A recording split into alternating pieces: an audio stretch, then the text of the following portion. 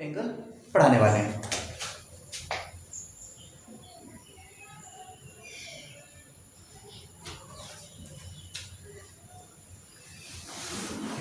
क्या है आपका लाइन एंड एंगल्स। सबसे पहले ये देखते हैं कि आपका जो लाइन एंड एंगल्स है उसमें क्या हम लोग देखते हैं, लाइन सेगमेंट। क्या देखते हैं, line segment.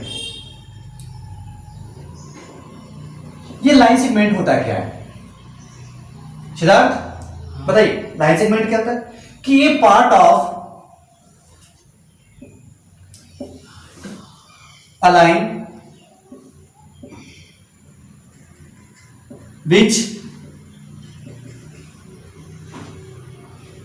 to end point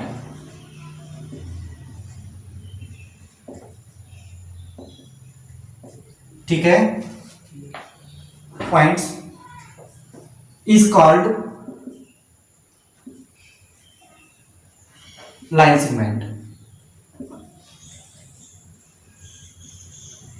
It is denoted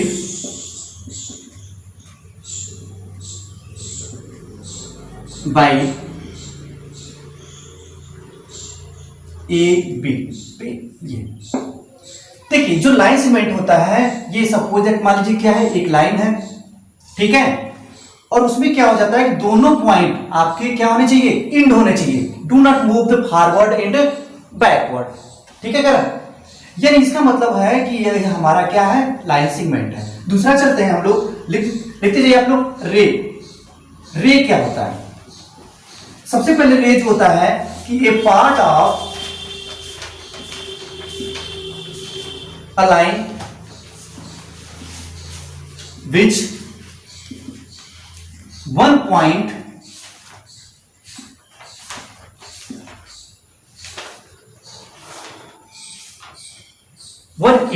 one end point कर दीजिएगा। one end point is called ray. It is denoted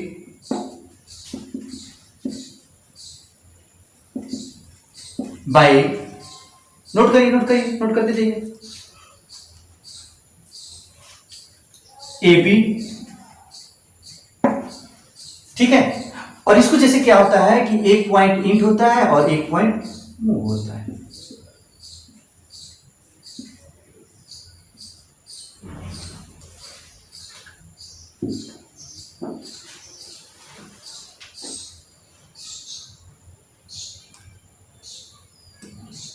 हो गया।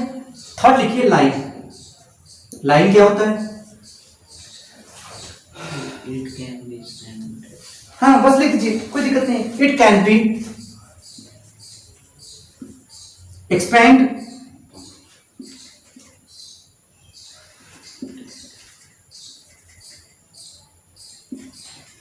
बोथ साइड, क्या लेफ्ट एंड राइट,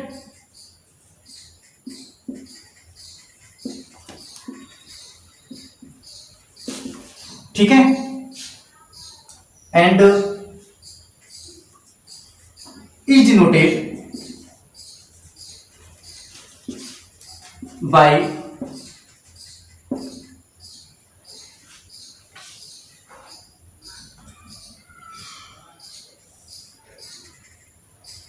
ये ए है, बी है, दोनों तरफ क्या हो जाएगा, लेफ्ट और राइट दोनों तरफ क्या करेगा, मूव करेगा।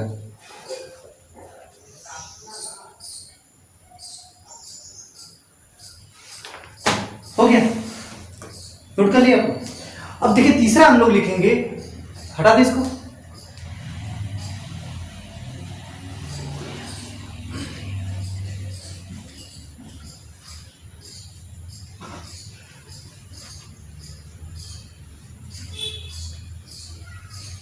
आ रहा है समझ में?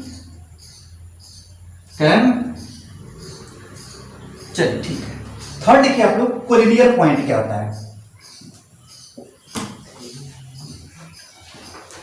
कोलिनियर पॉइंट, देखिए कोलिनियर पॉइंट का मतलब ये होता है कि इसमें 3 or more point, 3 or more points, ठीक है। are said to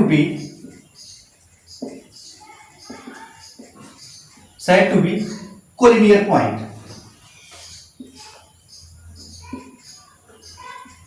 Collinear. Okay. If a single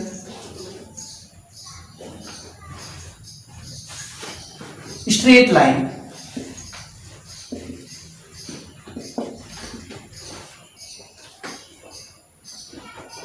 passes through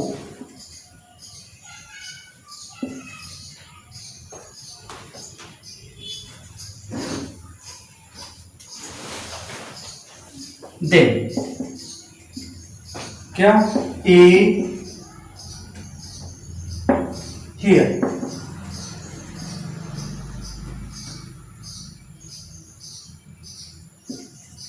A B and C।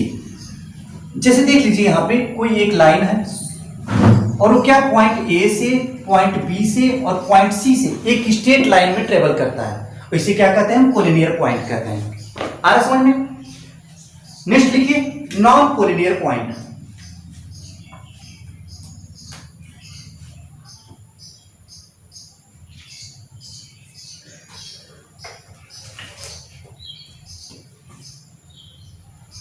लिख दीजिए non collinear point.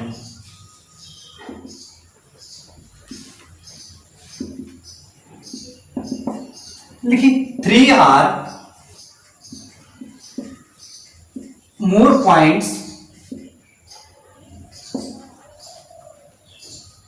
3 are more points not laying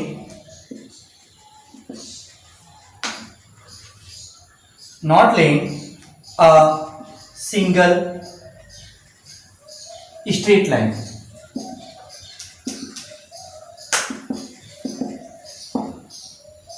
ठीक है,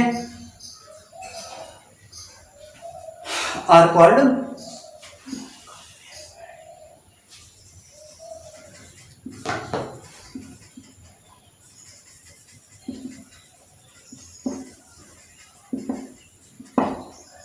पॉइंट।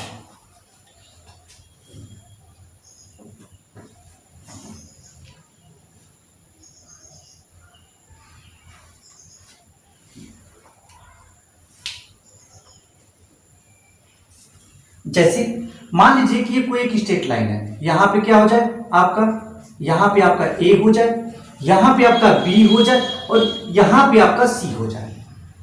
सी कहीं नहीं है मान लीजिए, तो किसी एक स्ट्रेट लाइन पे तो नहीं है ना, किसी एक स्ट्रेट लाइन पे तो नहीं पड़ रहा है ना, इसलिए क्या ये आपका नॉन कोलिनियर पॉइंट है। हो गया। नेक्स्ट नोट करिए एंगल। एंगल्स क्या होता है पहले ये समझिए। When two raise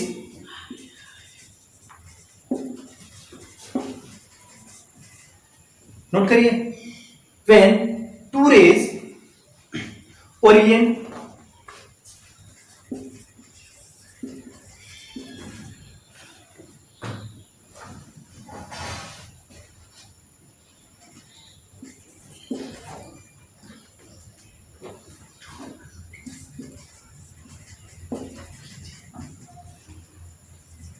from the same end point,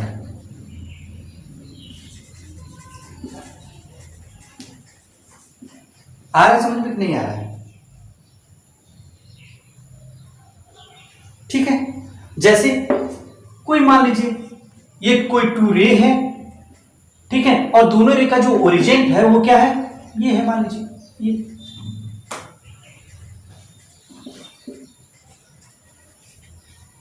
हो गया, नोट करिए इसको। सिद्धार्थ नोट कर लीजिए।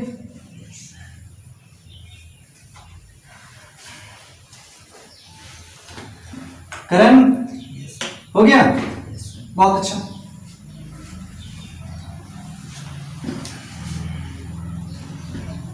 हटा दे।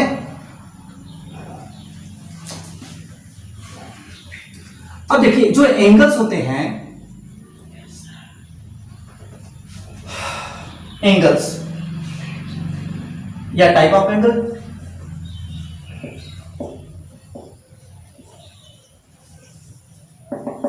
कितने टाइप्स के एंगल होते हैं? देखिए पहला जो होता है आपका एक्यूट एंगल, दूसरा जो होता है आपका राइट एंगल, पढ़ चुके हैं आप लोग। थर्ड जो होता है आपका ऑब्ट्यूस एंगल, और फोर्थ जो होता है स्ट्रेट एंगल,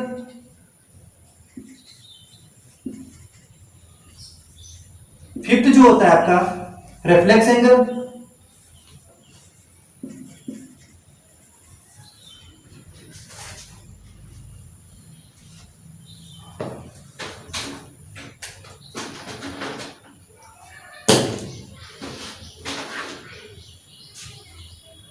रिफ्लेक्स एंगल, और नेक्स्ट जो होता है कॉम्प्लेक्स एंगल।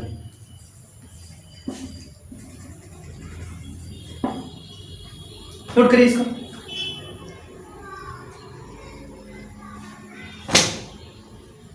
अब इसके बारे में समझ लीजिए कि एक्यूट एंगल क्या होता है, राइट एंगल क्या होता है, ऑब्ट्यूस एंगल क्या होता है, स्ट्रेट एंगल क्या होता है, रिफ्लेक्स एंगल क्या होता है और कंप्लीट एंगल क्या होता है।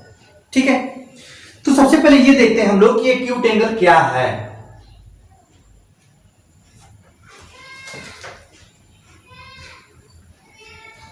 देखिए इसको क्या करते हैं कि एन एंगल हुज मेजर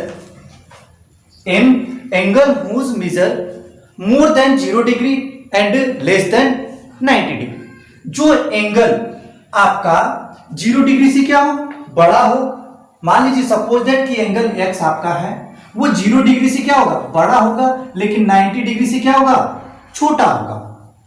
ठीक है, यानी an angle whose measure more than 0 degree and less than 90 degree is known as acute angle. जैसे एक्यूट एंगल में क्या होता है कि एग्जांपल समझ लीजिए, जैसे कोई भी हो आपका 5 degree, 10 degree, 15 degree, 30 degree, 89 degree, ये सब क्या है आपके, ये जो है एक्यूट एंगल है।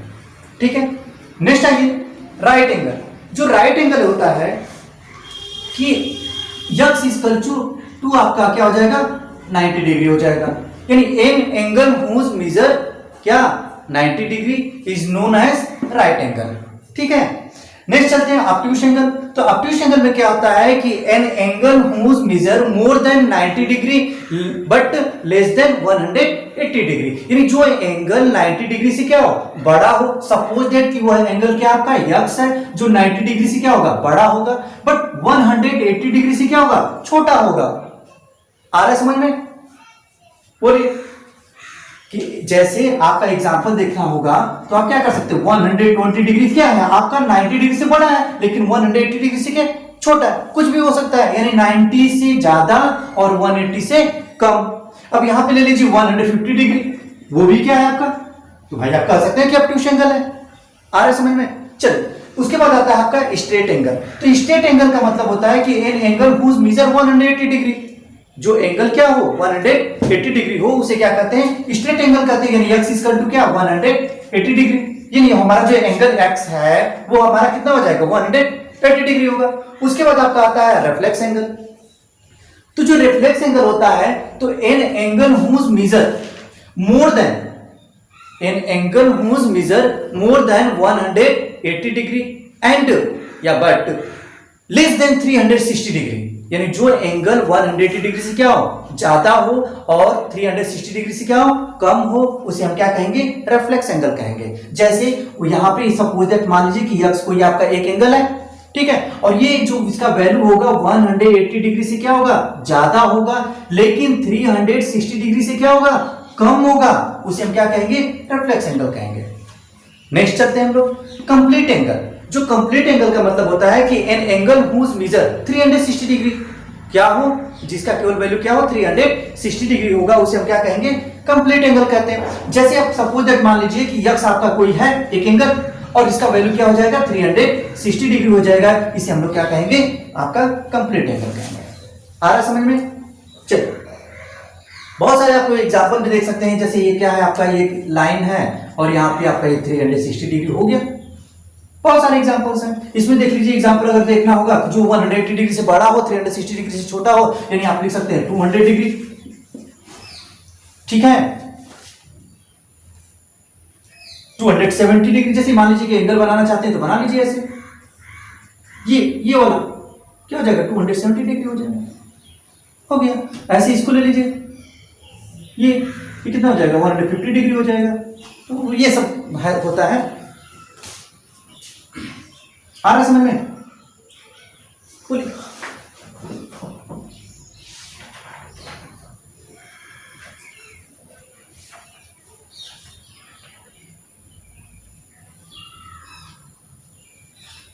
हो गया। अब नेक्स्ट नोट करिए आप लोग, कंप्लीमेंट्री एंगल। एक होता है कंप्लीमेंट्री एंगल और एक होता है सप्लीमेंट्री एंगल। सबसे पहले हटा दो इसको।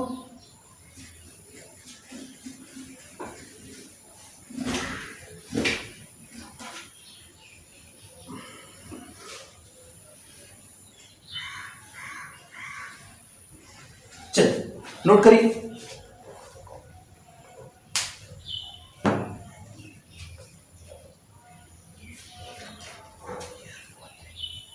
नोट कर लीजिए यहां पे पेयर ऑफ एंगल।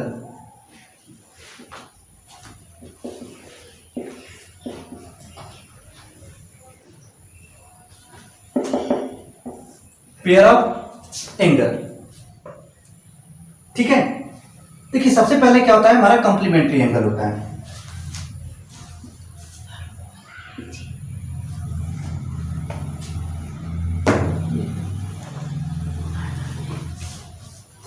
हाँ चलिए,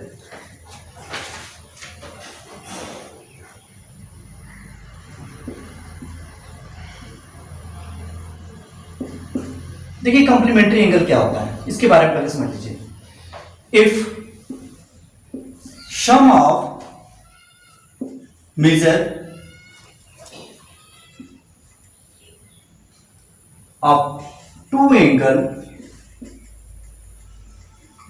is 90 degree,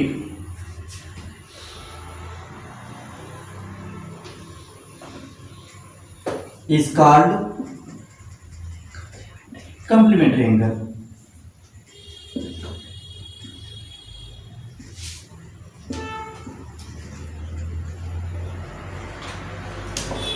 जैसे एग्जांपल में अगर आपको देखना है, देख लीजिए, जैसे आपका एक एंगल दे दिया जाए, ये ए ओ बी, ये आपका मान लीजिए आपका क्या हो जाएगा 50 डिग्री। दूसरा एंगल क्या हो आपका एक्स ओ या पी, यहां पे वाई, ठीक है।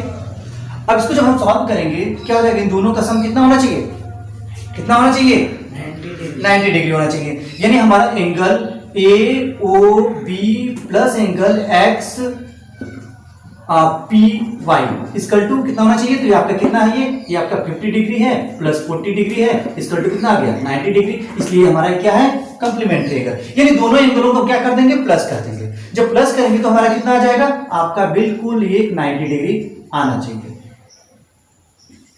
अगर 90 डिग्री आ गया तो हम कह सकते हैं कि हमारा क्या है, ये कंप्लीमेंट्री एंगल है। आ रहा समझ में? चल नेक्स्ट चलते हैं supplementary angle.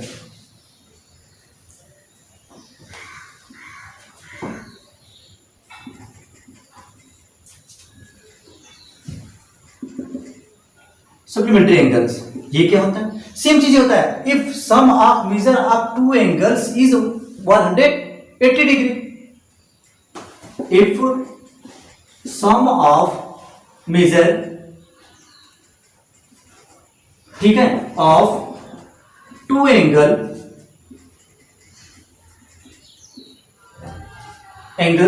is 180 degree is called complementary angle,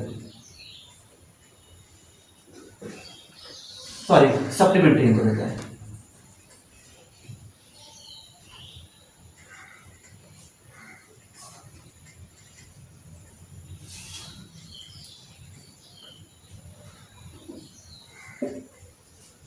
जैसे एग्जांपल देख लीजिए, दिख रहा है ना,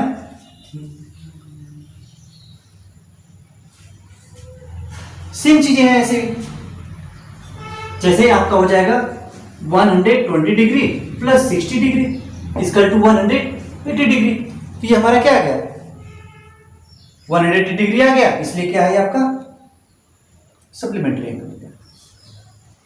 नोट कर लीजिए, नोट करिए।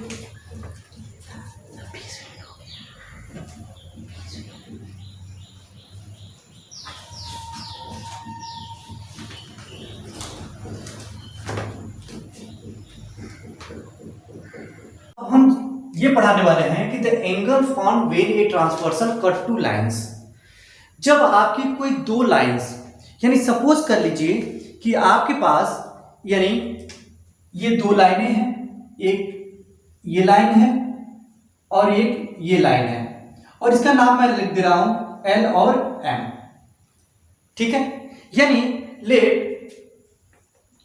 L and M are two lines, ठीक है। अच्छा, कट बाय ए ट्रांसवर्सल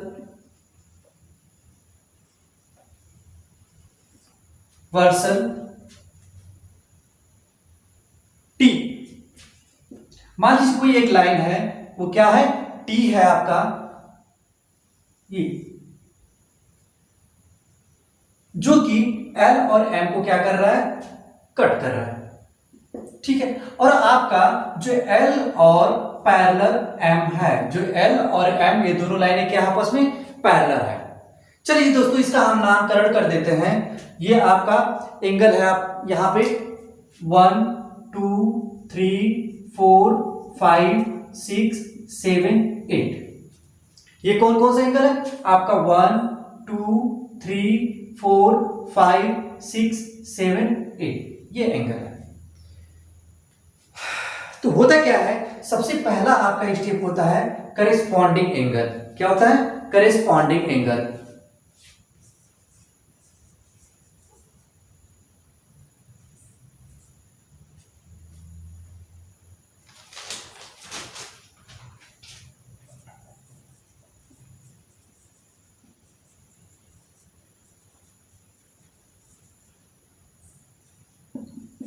देखिए करेस्पॉन्डिंग एंगल्स होता क्या, पहले हम इसके बारे में समझते हैं।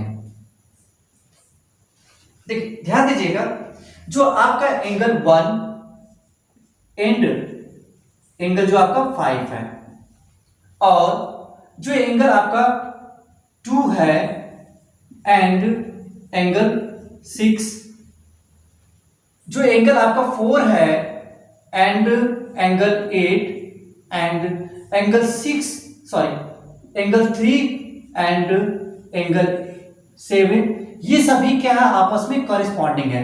यानी एंगल 1 एंगल 5 के कॉरेस्पॉन्डिंग है, एंगल 2 एंगल 6 के कॉरेस्पॉन्डिंग है, एंगल 4 एंगल 8 के कॉरेस्पॉन्डिंग है, और एंगल 3 एंगल 7 के कॉरेस्पॉन्डिंग है। जब आपस में एक दूसरे से कॉरेस्पॉन्डिंग है तो हम कह सकते हैं कि एंगल 1 इक्वल टू एंगल 5 के, एंगल 2 इक्वल टू एंगल 6 के, एंगल 4 इक्वल टू एंगल 8 के, और एंगल 3 इक्वल है एंगल 7 के। ठीक है दोस्तों, ये होता है हमारा करेस्पॉन्डिंग एंगल। यानी करेस्पॉन्डिंग एंगल में बस इतना। सेकेंड आपका आता है, जो सेकेंड आता है आपका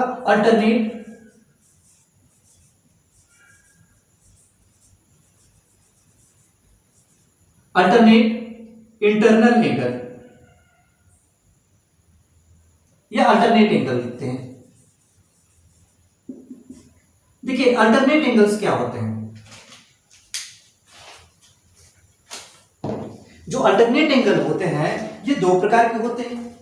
पहला जो होता है आपका, ध्यान दीजिएगा, अल्टरनेट इंटीरियर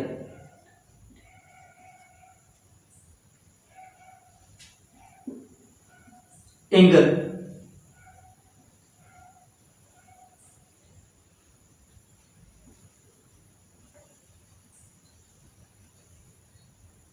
दूसरा होता है अल्टरनेट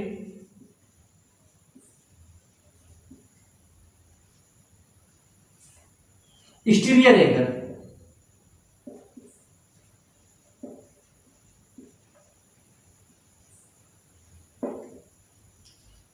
देखिए जो अल्टरनेट इंटीरियर एंगल होता है आपका,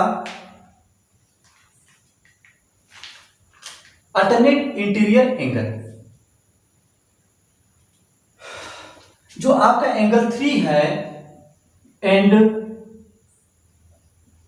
एंगल 5, ठीक है, एंगल 3 एंगल 5 और एंगल 4 एंड एंगल 6, ये आपस में क्या है, अल्टरनेट इंटीरियर एंगल है। अल्टरनेट एंगल 3 और एंगल 5 अल्टरनेट इंटीरियर एंगल है, एंगल 4 और एंगल 6 अल्टरनेट इंटीरियर है। इसका मतलब यह है कि जो एंगल 3 है बराबर होगा, इक्वल होगा एंगल 5 के, और जो एंगल 4 होगा वो इक्वल होगा एंगल 6 के। आइए alternate exterior angle, alternate exterior angle का मतलब होता है कि जो एंगल 1 है वो एंगल 7 के इक्वल होगा और एंगल 2 एंगल 8 के इक्वल होगा, यानी angle 1 and angle 7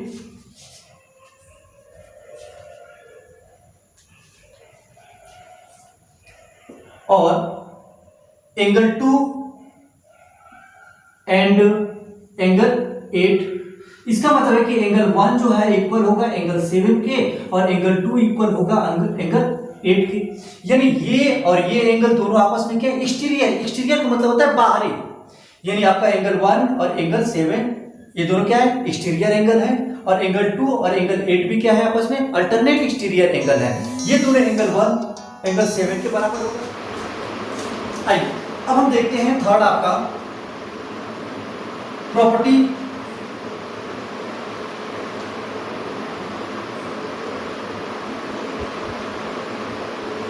of interior angles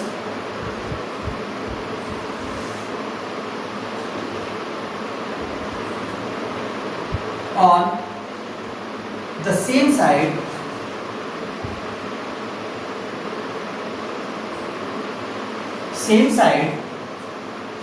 of a transversal।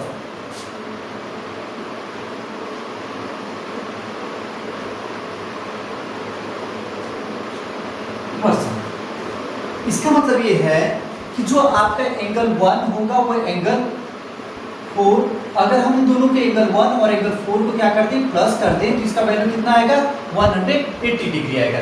कैसे, लीनियर पेयर से, ठीक है। उसी तरह से एंगल 2 जो होंगे, सॉरी इंटीरियर एंगल की बात की जा रही है,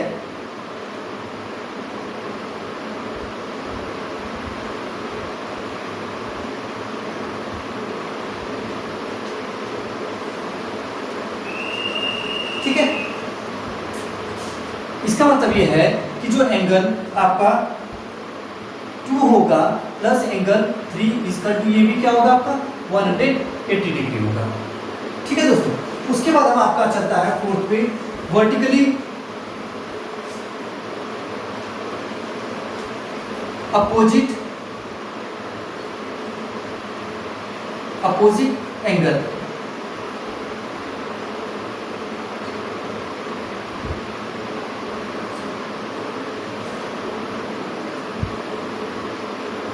एंगल। अब देखिए जो एंगल 2 है एंड एंगल 4, जो एंगल 2 है और एंगल 4 की, इसका मतलब यह है कि जो एंगल आपका 1 है एंड एंगल 3 की, ये इसका मतलब है कि ये आपस में क्या होंगे, बराबर होंगे, यानी एंगल 2 इक्वल टू एंगल 4 के और एंगल 1 इक्वल टू एंगल 3 की। उसी तरह से सेम एंगल 5 एंड एंगल 7 और एंगल आपका 6 एंड एंगल 8, यानी इसका मतलब ये है कि एंगल 5 बराबर होगा एंगल 7 के और एंगल 6 इक्वल टू एंगल 8 के, आपस में दोनों क्या होंगे, बराबर होंगे। चलिए दोस्तों, उसके बाद हम आपको आते हैं, इतना तक समझ में आ गया।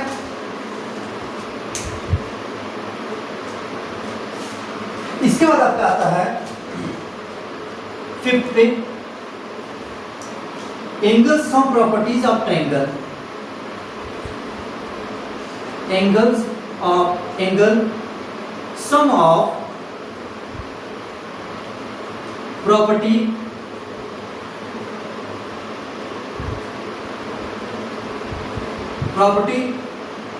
Of triangle.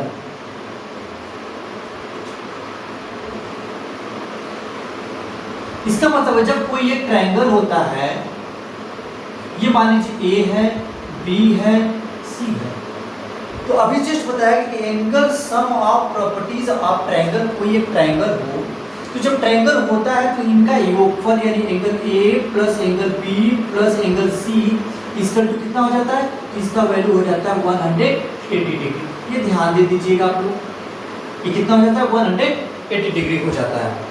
ठीक है दोस्तों, चलिए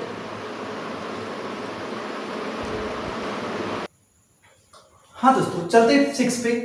relation between the vertex angle and the angle made by the bisector of the remaining angles. इसका मतलब क्या है कि सपोज दैट रिलेशन बिटवीन, इन दोनों में संबंध बताना है कि vertex and the angle, vertex और एंगल में made by the bisector of the remaining angle, जो रिमेनिंग एंगल है उसका बाइसेक्टर, बाइसेक्टर का मतलब होता है किसी भी भाग को दो इक्वल बराबर में बांटना। जैसे यहाँ पे एंगल बी है, तो जो एंगल बी है वो इसको, ये जो लाइन यक्स है यानी बी यक्स, ये इस एंगल ए बी सी को दो इक्वल भागों में डिवाइड कर रहा है। इसका मतलब ये एंगल और ये एंगल आपस में क्या होंगे, इक्वल होंगे। और जो यहाँ पे सी वाई है, यह भी एंगल ए सी बी को दो इक्वल भागों में बांट रहा है, यानी इसका मतलब है कि ये एंगल और ये एंगल दोनों आपस में बराबर है, इसका मतलब बाइसेक्टर है। अच्छा, हमें ये कहा गया है कि इन दोनों में यानी ये संबंध स्थापित बताना है आपको। जैसे दिया गया है कि कोई एक मान लीजिए ट्रायंगल ए बी सी है, in triangle A B C जो बी एक्स है और जो आपका सी वाई है वो बाइसेक्ट कर रहा है। बाइसेक्ट मतलब होता है कि दो इक्वल बराबर भागों में बांट रहा है angle B and angle C को रेस्पेक्टिवली, इस क्रम से, यानी एंगल बी और एंगल सी को दो इक्वल भागों में O Y sorry C Y और बी एक्स आपस में क्या कर रहा है, बांट रहा है। ठीक है, also O is the point of intersect of B X and C Y. जो बी एक्स है और आपका जो सी वाई है वो पॉइंट ओ पे क्या कर रहा है, इंटरसेक्टिंग कर रहा है। इसका मतलब देयरफॉर तो हम कह सकते हैं कि एंगल बी ओ सी यानी ये एंगल बी ओ सी यानी कौन सा, ये एंगल, जो ये एंगल बना है ये ओ है आपका, यानी ये एंगल इसका बराबर होगा 90 प्लस 1/2 एंगल इसके। इसका मतलब अगर एग्जांपल पे लेकर के हम चलें, ध्यान दीजिएगा, सपोज दैट मान लीजिए ये हमें दे दिया जाए, ये हमें क्या कर दिया जाए, दे दिया जाए ये कि मान लीजिए कि OBC यानी ये हमारा मान सपोज दैट मान लीजिए 60 डिग्री है। अगर आपसे पूछा जाए कि एंगल BOC कितना होगा, तो आप क्या करेंगे कि BOC = 90 plus 1/2 multiple angle A का वैल्यू क्या है, 60 डिग्री है। इसका मतलब है कि 90 प्लस ये 30 डिग्री हो जाएगा, इसका मतलब 30 यानी कितना हो जाएगा 120 डिग्री, यानी एंगल BOC आपका कितना हो जाएगा 120 डिग्री हो जाएगा। ठीक है, चलिए, तो ये तो आपको एक एग्जांपल के तौर पे बताया कि जो BOC होता है वो बराबर होता है 90 प्लस 1/2 एंगल ए। ठीक है, चलिए दोस्तों देखिए 7 में आपका चल रहा है यहाँ पे कि the angle formed by A side of A triangle. ठीक है, the angle formed by A side of A triangle with an extended adjacent side is called an exterior angle of the triangle. किसी भी triangle का कोई एक line क्या हो जाए, बाहर निकल जाए, इसे हम क्या कहते हैं, एक्सटीरियर एंगल कहते हैं। क्या कहते हैं, एक्सटीरियर एंगल कहते हैं। ये आपका EXTE ये एंगल है आपका एक्सटीरियर एंगल, ये एंगल। इसका मतलब ये कहा गया है कि जो आपका एंगल ABD होता है, ABD यानी ये angle equal to angle B A plus angle C के, यानी क्या हो जाता है, angle A plus angle C के इक्वल हो जाता है। इसी को हम यह भी लिख सकते हैं कि एंगल बी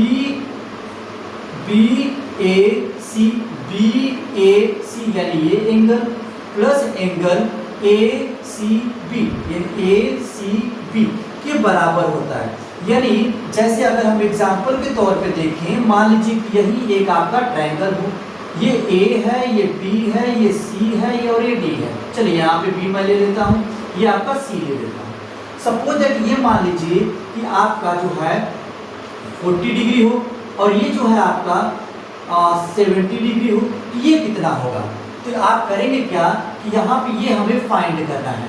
इसका मतलब है कि angle A B D equal to, यानी क्या हो जाता है, angle A B A C, B A C plus angle A C B, यानी ए सी बी। यानी इसका मतलब है कि जो एंगल ए बी ए सी है वो कितना है, 40 डिग्री प्लस ए सी बी कितना है, 70 डिग्री। इसका मतलब है कि जो आपका एंगल ए बी डी होगा, ए बी डी यानी ये एंगल कितना हो जाएगा, 100, इन दोनों को प्लस कर देंगे, 110 डिग्री आ रहा है। ये आपका कितना हो जाएगा, 110 डिग्री आ जाएगा। तो ये आपका एग्जांपल था दोस्तों। अब हम जो लाइन एंड एंगल से, हम आपको एक्सरसाइज करवाने वाले हैं। एक्सरसाइज में जो होता है आपका 6.1 एनसीईआरटी बुक जो है आपका, ये क्या है आपका 6.1 मैं पढ़ाऊंगा, ठीक है। बस आज का इतना ही रहेगा। आपने दोस्तों अगर लाइन एंड एंगल्स को पढ़ना है तो इसको काफी ज्यादा ध्यान से समझना होगा। दोस्तों आज का वीडियो मेरा समाप्त होता है। नेक्स्ट डे मैं आपको एक्सरसाइज लेकर के आऊंगा। Thank you.